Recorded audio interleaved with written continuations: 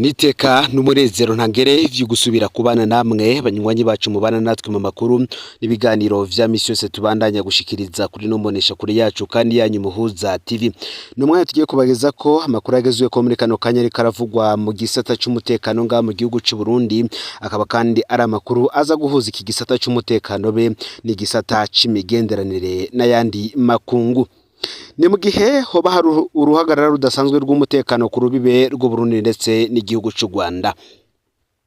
Muri uyu mwanya igisirikare c'u Burundi kiriko kirakora ibidasanzwe kuko kiriko kirarungika ku bwinshi abasirikare b'abarundi n'ibikoresho vya gisirikare bikomeye ku nkengera z'ikibirano hafi y'uruzi Ruhwa biriko biratera impungenge abanyagihugu bo muri ivyo bice babangamiwe n'intambara z'abitwaje ibigwanisho no kubuzwa gutembera. FDNB igisirikare c'u Burundi congereje kandi abasirikare bacu ku rubibe u Burundi buhana n'u Rwanda. Ibi bikaba bibaye inyuma y'iterambere rikomeye ry'umugwi M23 mu kiyaya ca Rusizi mu ntara ya Sud Kivu ihana imbibe n'igihugu c'u Burundi. Muri ako karere abasirikare b'u Burundi bari barungitswe gufashanya na FARDC n'ingabo z'igihugu ca Congo n'imigwi ya Wazalendo ifashwa na Kinshasa mu bihe bimwe bagakorana na FDLR umugwi w'abagwanyi wasize ukoze ihonyabwoko ryakura abatutsi mu mwaka w'igihumbi kimwe amajana 1994 mu gihugu c'u Rwanda. Uko kurungika abasirikare rero ngo akaba ari kimwe mu buhinga bukomeye bwa CNDD-FDD iri kirakoresha ngekaba ifise intumbero yo gucungera umutekano w'imbibe no kugumiza abasirikare benshi mu bice bibangamiwe. Hari intahe z'abanyagihugu bo muri ivyo bice.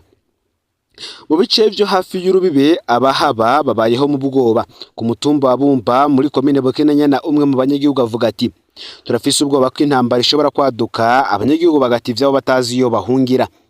Mu Rukana undi munyagihugu avuga ko indongozi za gisirikare zashize amategeko ntarengwa yo kuguma mu ngo akomeye cyane. Umuntu wese ava mu rugombo aja hafi y'urubibe rwa Ruhwa ategerezwa kuba yagarutse imbere y'isa 12 z'umugoroba. Twebwe dutunzwe n'ubudandaji mu isoko rya kijambere rya Rugombo ariko baratubujije gutembera inyuma y'iyo saha ariko niho hari hadutungiye imiryango yacu. Aba bandi banyagihugu bafise ubwoba ko abasirikare badafise ibifungurwa bikwiye bashobora gusohora abasivile kugira ngo baronke ivyo bafungura. Nkuko bitangazwa n'ikimenyesha makuru SOS Media Burundi bavuga ko hari imigwi itwaje ibigwanisho ivugurura imigwi kinyarwanda yibonekeza mu mashamba ya Bukinanyana na Mabaye yo bimaze kwiba ibifungurwa n'ibitungwa. Abanyagihugu bagasaba abajejwe intwaro kwirinda gusotora u Rwanda bakanasaba gufuta ingingo zose zibabuza umwidegemvyo bigatuma babaho nabi. Ni mu gihe kandi bibayeho inyuma yo guterana amajambo hagati ya Gitega ndetse na Kigali. Mu kwezi kwa Kigarama guheze umushikiranganje w'u Burundi ajejwe imigenderanire n'andi makungu Edouard Bizimana yaravuze ko igisirikare cy'u Rwanda cashize abasirikare bashika 8,000 ku butaka bwa Kongo habonyanzwe amasezerano yari yaratewe ku mukono. Uyu kandi yarongeye aragiriza Kigali kuba yararashe ibirindiro vy'ingabo z'u Burundi n'iza Kongo muri Sud Kivu avuga ko Uburundi butazokwicara ngo burere amaboko. Kubwo akavuga ko u Rwanda rwoba rwarongereje kandi abasirikare ku mipaka yarwo ruhana n'u Burundi mu buraruko no mu burengero bw'igihugu. Muri ico gihe nyene umukuru w'igihugu c'u Rwanda Paul Kagame nawe yarishe yagiriza ingabo z'u Burundi kuba zararungitse abasirikare barenga 220 muri Kongo zikoresheje drone n'ibigwanisho bikomeye mu kwica abasivile cyane mu Minembwe. Yita ico kibazo ko ari ingorane zikomeye cyane. Nimuge kandi Varisto Ndayishimiye nawe mu birori vyo kwipfurizanya umwaka mushasha ku mugwa mukuru wa politiki Gitega, Perezida Varisto Ndayishimiye yavuze ko igihugu ciwe kiriko kiritegurira n'umwete ikintu cyose gishobora gushika mu gihe habaye intambara n'u Rwanda. Ashimika ko n'abanyagihugu bose bojamwo bakagwana. Ibi vyose biriko biraba kandi mu gihe akarere kose kadatekanye. Kuva mu mwaka w'ibihumbi 2015 Burundi n'u Rwanda birabana yingwe buri ruhande rukiye kurundi ko rushigikiye imigwi yitwaje ibigwanisho ikorera ku butaka bwago. Imipaka yo hasi y'u Burundi n'u Rwanda iracarugaye kuva muri Nzeri umwaka w'ibihumbi 2024. Perezida Varisto Ndayishimiye n'umunyamabanga mukuru wa CNDD-FDD Reverien Ndikuriyo baremeje ko urwo rubibe ruzoguma rwugawe gushika igihe Kigali izoba igihaye indara abantu bagirizwa kugerageza guhirika ubutegetsi mu mwaka w'ibihumbi 2015. Ku rundi ruhande kandi intambara yo mu buseruko bwa Kongo nayo irabandanya ikabihuza M23 na FARDC wazanene ndetse na FDLR. Umugwi wa M23 ugizwe ahanini n'abatutsi b'abanyekongo winjijwe mu ihuriro Alliance Fleuve Congo AFC rirongowe na Corneille Nangaa yahoze arongoye seni ya Kongo, asaba ko Republika Iharanira Intwaro Rusange ya Kongo yohinduka igihugu kigizwe n'intara zifise ubwigenge.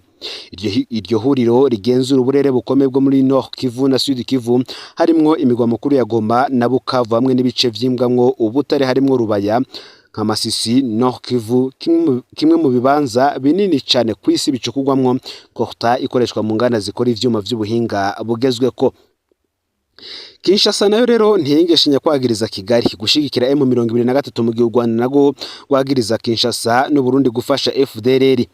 Icegeranyo gishasha c'abahinga bishiramwe mpuzamakungu abi Kigali yitaba beshi cemeza ko hari abasirikare b'u Rwanda bari hagati y'ibihumbi 5 ndetse n'ibihumbi 7 bari gufashanya n'abagwanyi ba M23, naho Kigali guma ibihakana. Ku rubuga rw'intambara irabandanye naho hariho amasezerano ya Washington yashizweho umukono ku igerekerezo ya 4 Kigarama agarikiwe na Amerika hagati y'u Rwanda na Kongo, Burundi bukaba bwarayitavye nk'indorerezi.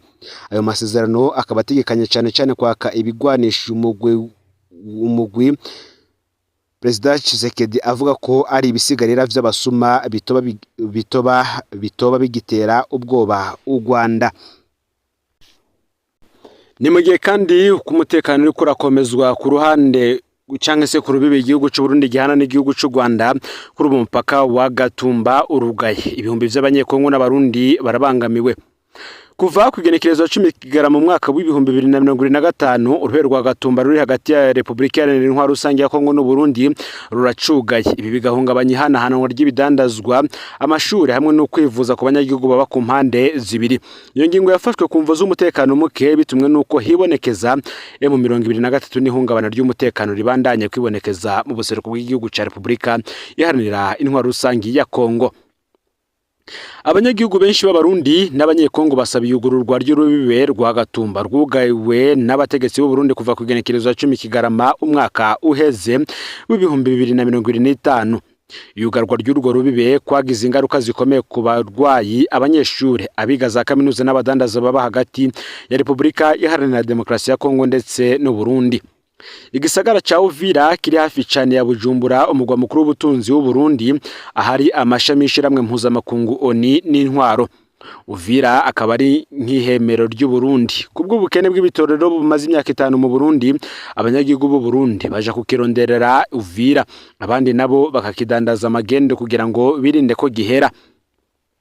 Urubibe rwa Gatumba ruri hafi ku birometero 7 uvuye Uvira, rukaba ari inzira ikomeye cyane mu migenderanire mu kibano no mu guhanahana ibidandazwa hagati y'ivyo bihugu. Kuva gugarwa rero imiryango myinshi iri mu ngorane cyane mu gisata c'amagara y'abantu. Poro Masumbuko serugo w'imyaka 70 asigura iyugarwa ry'urwo rubibe rimubuza kuja kwivuza mu Burundi. Uti mfise gahunda n'abahinga mu vyo kuvura imitsi nsoza bwenge ku bitaro Kira, ariko urubibe rurugaye. Aha Uvira nta muganga w'umuhinga ari canke scaneri, kandi n'imiti irazimvye ugereranije no mu Burundi. Dusaba ubushikiranganje bwa Kongo bujejwe imigenderanire kuvugana na leta y'u Burundi kugira ngo urubibe rwa Gatumba rusubire rwugururwe, akaba ariko asaba. Mu gisata c'indero naco vyarahungabanye cyane. Abayobozi benshi b'amashure y'intango n'ayisumbuye bemeza ko abenshi mu banyeshure n'abigisha bari mu Burundi muri iki gihe kandi ko badashobora gusubira Uvira.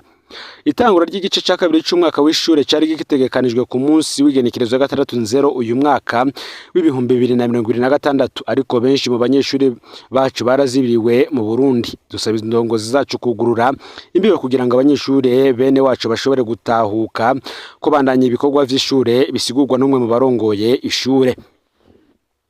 Ku ruhande rw'u Burundi, bamwe mu bakozi basanzwe bakorera Uvira bavuga ko nabo bariko barakorwa ko n'iyugarwa ry'urubibe bahungiye mu Burundi mu gihe gito, bakavuga ko batakigeraho bakura amafaranga. Uti bagenzi bacu basigaye Uvira baratekanye kandi barabandanya akazi. Twebwe turi mu Burundi nta mafaranga tugifise kuko imirimo yacu iri muri Kongo. Dusaba ko urubibe rwa Gatumba rwo kugururwa, niko umwe muri bo abivuga.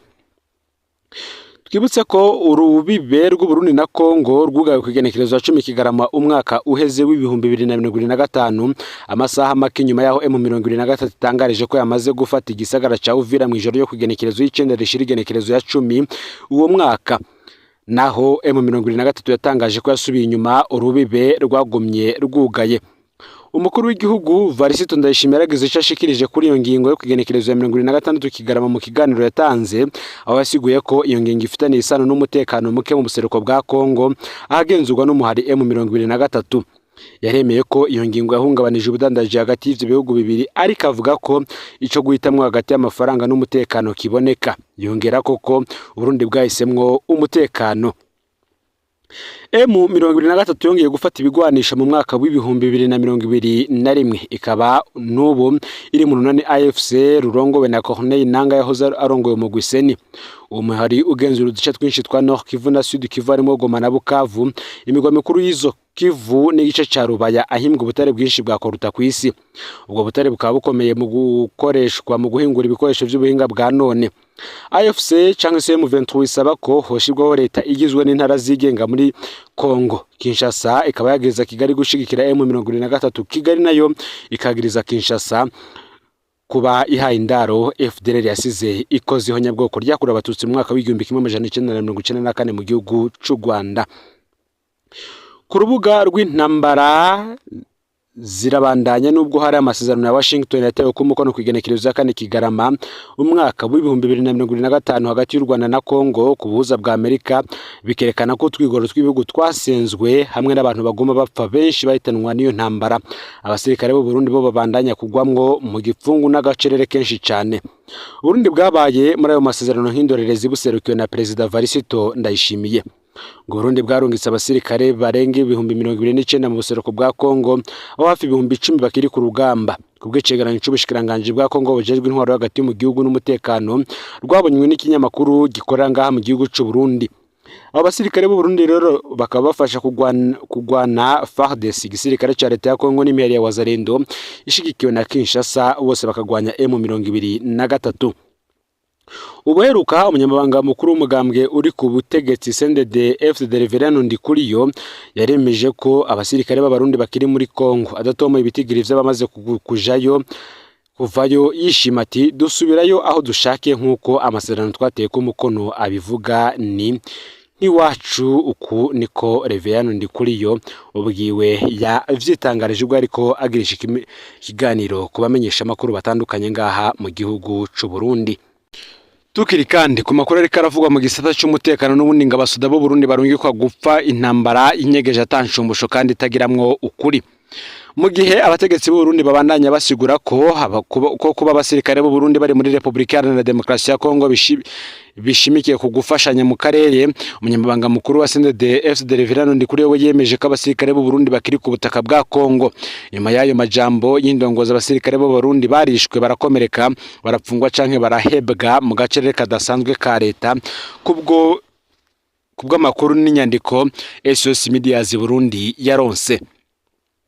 Kubw'icegeranyo c'ubushikiranganje bw'intwaro hagati mu gihugu n'umutekano muri Kongo cabonywe na SOS Media Burundi, ngo abasirikare 29,862 b'abarundi bararungitswe muri Kongo kuva batanguye kurungikwa ku mugaragaro mu ijoro ry'igenekerezo ya 14 rishira igenekerezo ya 15 mu kakaro umwaka w'ibihumbi 2022. Aba bakurikirwa n'abandi benshi barungitswe kuva muri ntwarante umwaka w'ibihumbi 2023 n'inyuma yaho. Kuva imbere yuko binjira mu buryo bwemewe igisirikare cy'u Burundi cyari cyaramaze kurungika imigwi myinshi muri Sud Kivu, ahanini igiye kugwanya imigwi y'abagwanyi ba Red Tabara irwanira mu buseruko bwa Kongo, Red Tabara na Force Nationale de Libération FNL zirongowe na Aloys Nzobampema yihaye ipete rya generali. Abo basirikare bafashanya n'imbonerakure umuhari w'urwaruka rwa CNDD-FDD wahoze ari umuhari w'abagwanyi uri ku butegetsi kuva mu mwaka w'ibihumbi 2005. Nkuko tubikesha SOS Media Burundi, igitigiri kinini cy'abasirikare b'abarundi harimo n'abasirikare bakuru babiri, major umwe hamwe na colonel baramaze gupfira ku butaka bwa Kongo. Muri Kigarama umwaka uheze gusa abasirikare bagera ku 100 barakomeretse barabonetse mu bitaro bitandukanye vyo mu gisagara ca Bujumbura. Nta jambo na rimwe ryasohowe n'ubutegetsi kubijanye n'urwo ruhombo ku gisirikare. Igihushane ku basirikare b'abarundi bari mu bikorwa vyo kugarukana amahoro muri Somalia, aho imiryango yabo ironka indishi y'akababaro izwi ishika ku bihumbi ijana, ishika kuri ibihumbi ijana vy'amadolari zigaburirwa igihe n'abasigwa b'umusirikare yapfuye. Nta murongo n'umwe wemewe uhari ku basirikare bapfiriye muri Kongo.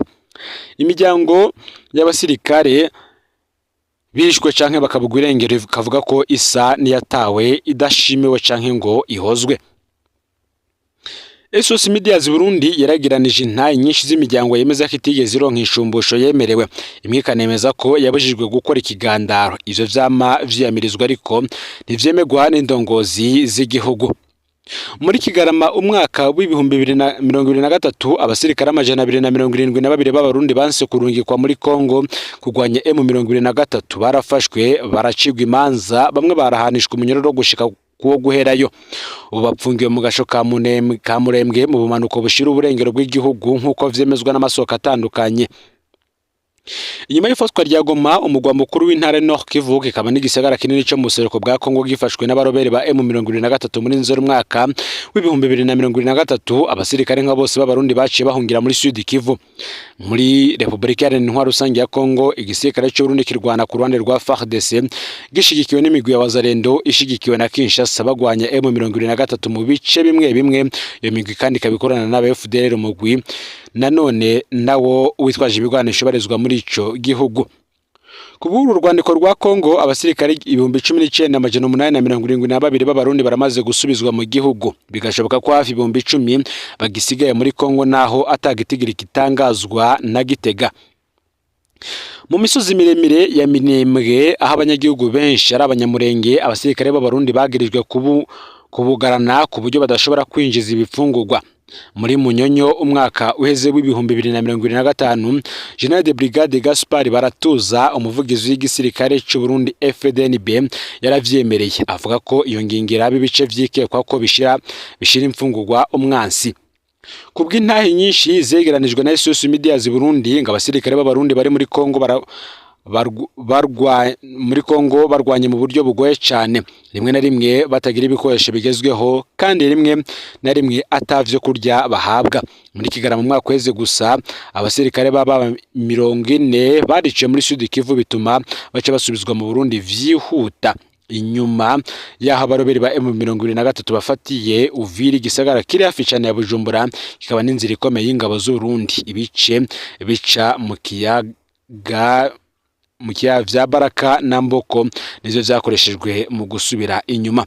Ababibonye bakavuga ko bashika bashonje cyane baciye mu kiyaga Tanganyika bambaye imyambaro yatabaguritse, ibirato vy'imbirikira vyaheze binagereranywa n'ivy'igisirikare cyo mwishamba. Ishusho itandukanye n'imvugo z'abategetsi zemeza ubuhinga n'ubushobozi bw'igisirikare cy'u Burundi. Ngaho rero amakuru yaragezwe ko muri kano kanya, fyonda subscribe canke sabone ne butarafyenda ko kugira ngo tuje tubana umunsi ku munsi. Numuza TV rero, Imana iba hezagire.